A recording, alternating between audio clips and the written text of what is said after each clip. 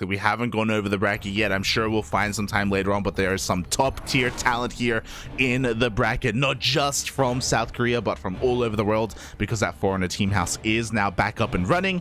But here we go. We are diving into our second series of the night. And spawning up in the top right hand corner of the map, it is the Korean Zerg in the red playing for Team KranKy. It is Solar. And spawning in the bottom left-hand corner of Data Under the Sea, we have the Australian Terran player himself. He just took down Jinio 2-1. Can he do it again here in this series? It is Azure.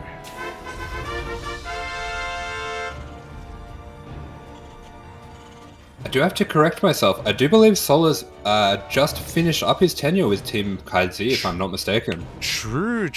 Less than a week ago. I also have to change that here. He is currently a free agent. Yeah, and I don't want to throw out too many, spoilers, feelers, but if we do have a look on the Twitter of Onside when you had some time, I do believe they're signing a player that ends with the letter R. So think of that as you will. They do have a "Who's that Pokemon" meme going on right now. Like, guess who it is? You don't know who it is, Copia, but it's pretty obvious. Yeah, so very likely that he will be joining the team with the likes of Maru and Rex and Neve. So very formidable team that's coming together there. Oh yeah, very strong, solid team. A team with a lot of passion, a lot of support as well. One of our own, the founder, Papi himself, Crank, is also a part of Onside Gaming. Have to bear that in mind. So yeah, really looking forward to see how he does on there, potentially. I guess we don't have confirmation or anything like that. This is not financial advice. Exactly. We don't know what I'm talking about. We're just casters.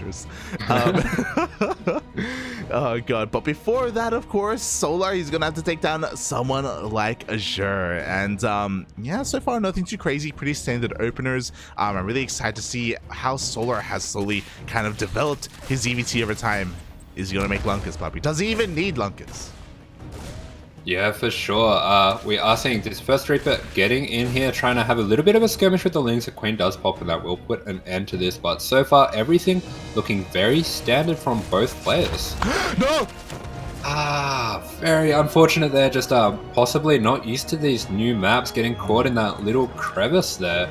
But beautiful surround coming out from Solar. Yeah, it was Azure being a little bit greedy, maybe diving on top of that creep turret, but at the same time, Solar, he was waiting there, right on that corner, waiting to dive on that Reaper. So with that, Azure is going to be a little bit in the dark. I mean, to be fair, Solar isn't really one to throw down a fast Roach Horn and be aggressive, but I mean, it's definitely possible. So Azure is going to be that much more uneasy here in the early game. Yeah, absolutely. It's not a disastrous thing to lose that first Reaper. It is okay, but it does put a little bit of pressure on you to send these two Hellions straight out and get a little bit of extra scouting once they do pop. And it's also just a little bit of a mental thing. It is a little bit of a small victory that can, set the tone for the rest of the game. Exactly. Hopefully Azure is able to shake that off and not allow that to affect him too much, but that's easier said than done. As we are getting into this so far, 1-1-1 opener was a third CC before Starport, so relatively or very economic. But actually he's making Marauders, Papi. Oh my god. Yeah, a small mistake here. It was a little bit slow to put on gas, so he will just delay that concussive for the moment, but I do believe that is what we're going to be seeing. So this is a 3cc Hellbat Marauder build. This is a build that I've seen Big Gabe, Hero Marine, doing recently in a few games. A little bit of a different build, not something that we've really seen too much before, apart from, Gabe doing it. It's kind of a mix between a very aggressive all-in build and the economic build with the 3cc. So, very tight stylistic build here. Very interesting, especially with what you just said, like the dichotomy of it's very aggressive and all in, but it's also very economic. It's like, what? Like, how does that work? I'm really curious to see, ideally how much damage do we want to get done here? As you were saying, like, this is more commonly used as a 2-base all in, but with a third CC, that means you can fall back on it. That means the pressure to deal damage is, not as much. Yeah, this is a very sneaky build, possibly just trying to catch a little bit of greed out of Solar. If Solar does recognize that this is a 3cc, he will probably be looking to get a fourth and looking to get a little bit of extra droning done. And we do see he is going up to a fairly high drone count, but he hasn't got his fourth yet, and he does have a relatively early Bane nest. That is the kind of corner that Azure probably was hoping that he would be cutting here. Yeah, unfortunately, as Solar, he is playing it safe. He is throwing down those double E regimes as well, recognizing the greed there from Azure. Here we go. The Marauders are about to reveal themselves. We don't have any banelings yet, but there we go. Immediately, they are morphed in. Yeah, it does get those banelings morphed in, and as we were saying, it is a 3cc build coming out from Azure, so he doesn't need to get the most enormous amount of damage here done. If he can get a few queens and clean up some of these banelings without too much trouble, that is going to be really good for him. And these are very nice splits coming out as well, but it does look like this is going to be cleaned up without too much trouble. And now we have to worry about a counterattack. Yeah, exactly, especially because that push, he got maybe 2 queens, quickly double checking 1 queen and traded with the Ling Bane. So even though he did have a CC behind it, I'm sure he would have liked to have dealt a little bit more damage. Yeah, this is one of the things that's a little bit odd with this build. If you don't get the damage, is it is going to be very hard for him to establish his third now with his low unit count. So he is forced to go out and land this, but honestly, this isn't too much sooner than a standard 2cc build. So the pressure is going to be on to try to keep this base protected. Yeah, and we can already see that Solar is setting up for a big counterattack. We already see the creature being aggressively pushed forward here. The rocks are being knocked down as well. Baneling's speed almost done. More Lings are on the way as Solar sets up his macro hatch in 4th base. So I really worry here, especially because of the opener, because of the build. You know, the tank count is going to be relatively low as well. We only have 1 for the time being. We're going to have a second on the way soon, but is it going to be enough here to stop Solar? Yeah, I have to say this creep spread is already getting out of control. This is one of these things that differentiates the top Zergs from maybe some lower ranked Zergs. It's only 7 minutes, and this creep is taking over the entire half of the map of Solar. So this is something that giving up those Hellions as well when you go for that Hellbat push is going to be a little bit of a problem for you to deal with this. Yeah, definitely. And Azure's doing his best he can to try and stifle that creep spread. Does take out a couple of creep tumors, but not enough. We can already see that the creep is almost already touching the 3rd base of Azure. He has to do something to try and stop it, to try and slow it down. That's why he's being as aggressive as he is with his tanks. Yeah, this creep is kind of insane. This is really difficult, and you can see what this creep does for you. This push that Azure might have been hoping to set up, you know, outside the 3rd, outside the 4th of Solar, he's setting up outside his own 3rd just to clear up the creep. Yeah, exactly. This is buying Solar so much time. He's already got the Hydrogen. We already have more Lings and Hydras on the way. 1-1 is about to finish up. Azure, thankfully, hasn't lost too much here in this skirmish, and he is slowing Solar down. But, oh god, like, it's Solar. Like, his economy has been left unchecked, unhindered. He's already got those 81 drones. Yeah, for sure. This is nice for Azure that he's able to push back some of this creep, and he will be looking to leapfrog these tanks forward. But Solar has everything that he wants and quite a formidable supply lead already. So the pressure is on Azure to start trading out with this Ling Bane as well as he can. Yeah, at the same time, Solar's going to be going for a massive Ling run by here. The wall is not a wall. The Lings, they get not just into the natural base, but they actually get into the main. Yeah, a little bit of indecisiveness there. Does want to look to pick off that tank, but will also get a lot of Lings into the main, into the natural, and Azure feeling the pressure as well as having to defend this in his own base to start getting damage of his own at the front. And to that end, he is doing a good job of clearing a path of creep through the center here, but Solar being very patient, just sitting back with his Ling Bane until the best moment, and he does have a huge amount of Banelings already. Yeah, exactly. He's waiting for the opportune moment, and it looks like that time is now. He dives on top of these tanks. One of them was already unsieged. The Baneling connections are going to be good enough, even off creep. Solar just had so much. Yeah, nice spreads there from Azure. Does take the fight very well, but you can see that he just doesn't have the army supply to push any kind of aggression anymore. And Solar will be happy just to take these little trades, just to keep Azure away from his bases and keep establishing that economy as he knocks back the economy of Azure. Yeah, as we see, Solar already has a 5th base up and running. Solar even getting ready for a mass around here. Here we go. He's pulling the trigger, and it looks like with this, he gets on top of the tanks. The Marine spread is going to be half decent as well off creep, but he did end up losing those tanks.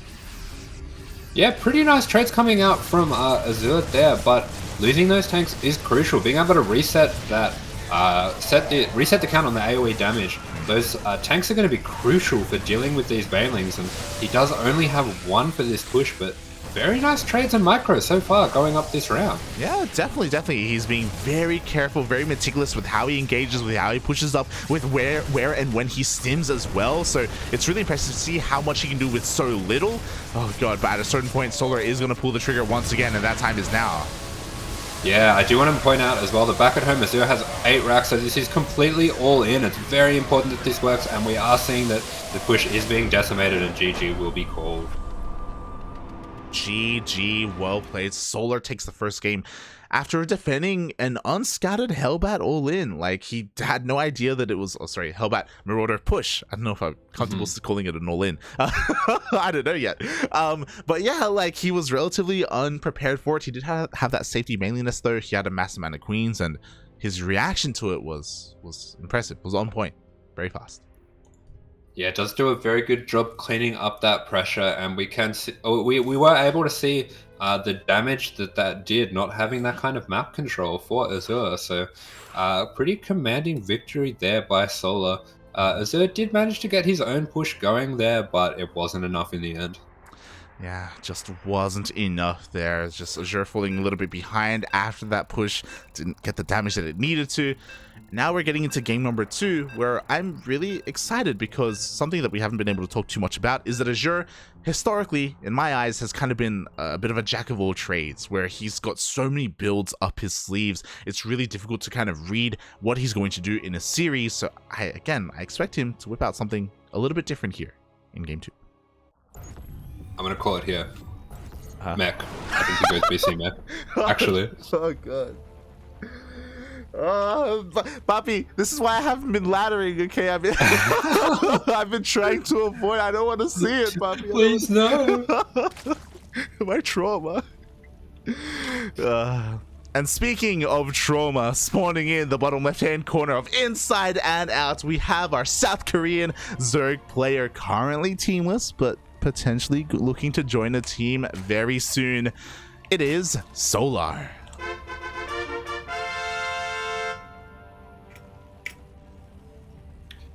And spawning in the top right-hand corner of the map, down 1-0 in this series, but not out. It is the blue Terran, Azure.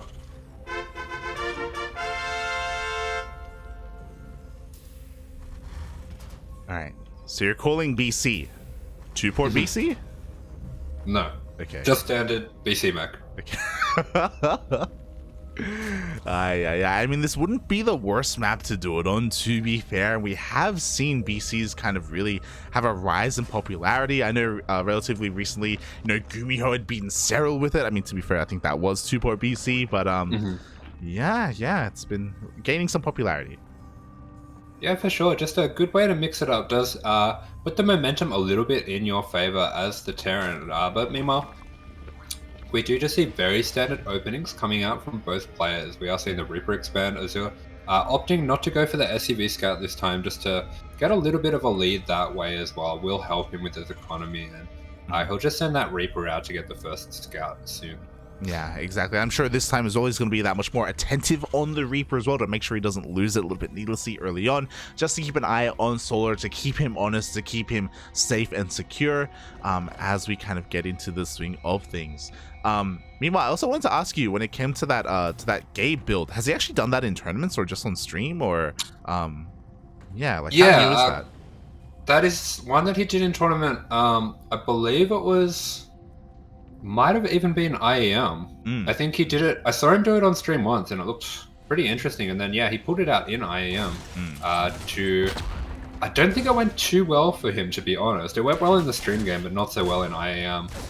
But now that I think about it, I think it's possible that was a reaction from Azure to losing his Reaper, because those Marauders do keep you very safe from any kind of 9 Roach build or anything like that. True. So not being able to scout for the Roaches, that could have just been a little bit of a catch-all just to be safe if that was going to be the case.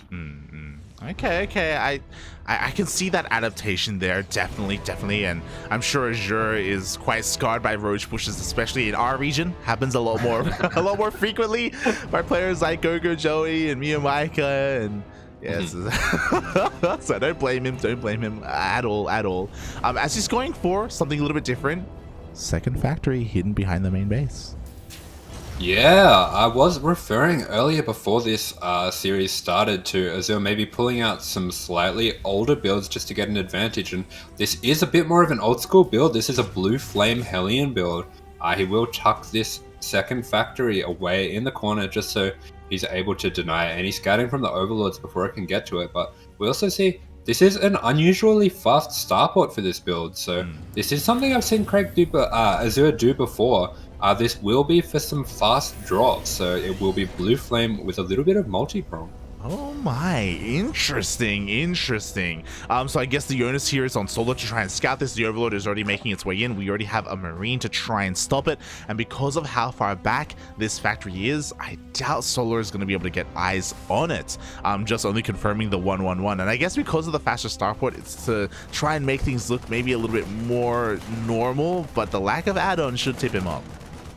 Yeah, this is actually really beautiful building positioning from Azure, making everything look normal at the front, but Solar is actually going to be able to get his Overlord in far enough to see that second factory, and this is very unfortunate for Azure. He's not going to be able to deny this scout. Yeah, exactly. Solar sees everything. He sees the factory, he sees the tech lab, he sees the researching, so he's fully aware of Blue Flame. We already have that roach horn on the way. He also should have taken note of the faster starport, so he's throwing down some spores. So Solar, he is responding quite well to this, just being prepared for any kind of Hellion aggression. Yeah, this is not great for Azure that he has that immediate roach war, and that's a very good response to this. So we do see the first adaptation going for a Liberator instead of the medevac here, and I would expect to see him go a little bit earlier into tanks now that he's been scouted. And we do see he is cutting early on those Hellions. This isn't the Hellion count you would normally go for with Blue Flame, but he does recognize that he's been scouted and he can't fully commit to this. Yeah, and from here he's also transitioning into bio play. There we go. Stim is on the way as well, so only Blue Flames to start things off. There we go. They do reveal themselves. Solar is fully aware of them. Roaches are coming out.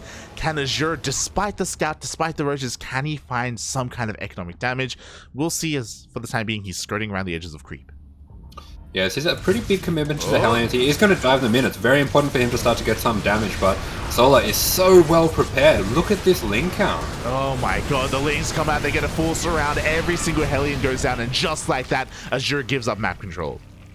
Oh, and Solar immediately fires up 4 Ravagers, and he will be looking for some aggression of his own. This is a formidable army. This is the kind of army count that you have when you're going for drone cut, Ling, Roach all in, and with all those Hellions being produced, and we haven't only getting 2 tanks coming out now, there's going to be a very difficult hold for Azure. Yeah, exactly. Thankfully, he has that Liberator, but as I say that, it is going to get biled down immediately. The tank is coming out just in time. Bunker is on the way. Can Azure hold on? He already has a second bunker up and running. It looks like Solar's going to have a harder time breaking on through, but he will get a couple of deepers.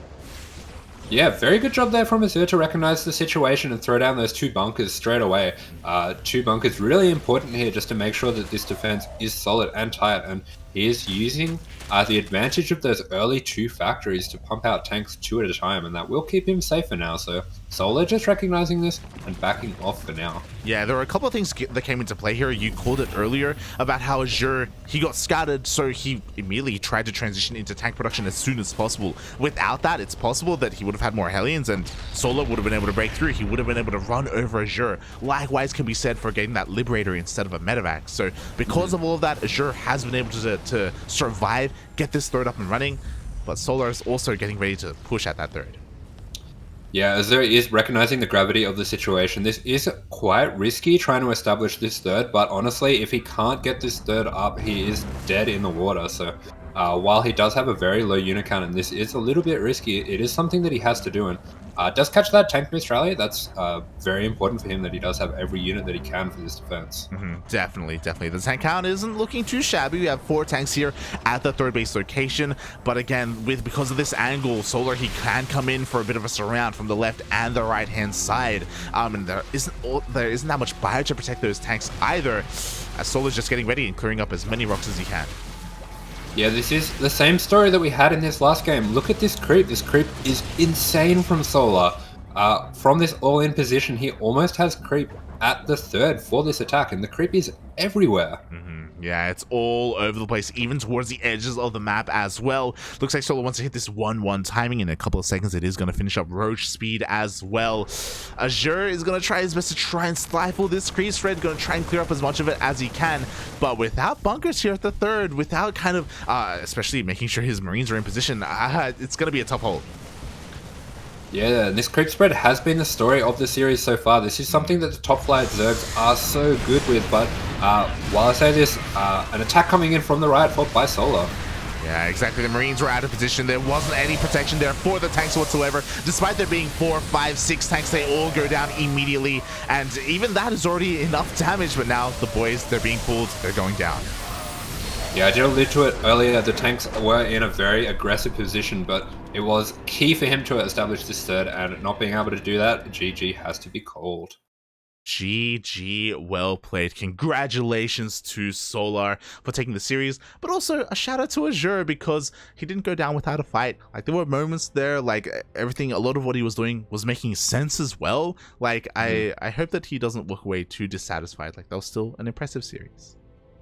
Yeah, absolutely. He did have a good showing for himself, and Solar, as we referred to before this series, he is one of the best Zergs in the world, and he really was able to show his caliber in those games against a very strong player in Azure.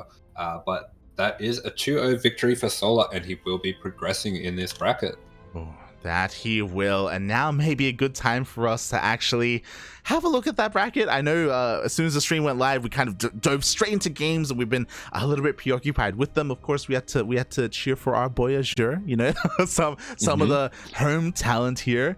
But this bracket has been progressing quite a bit.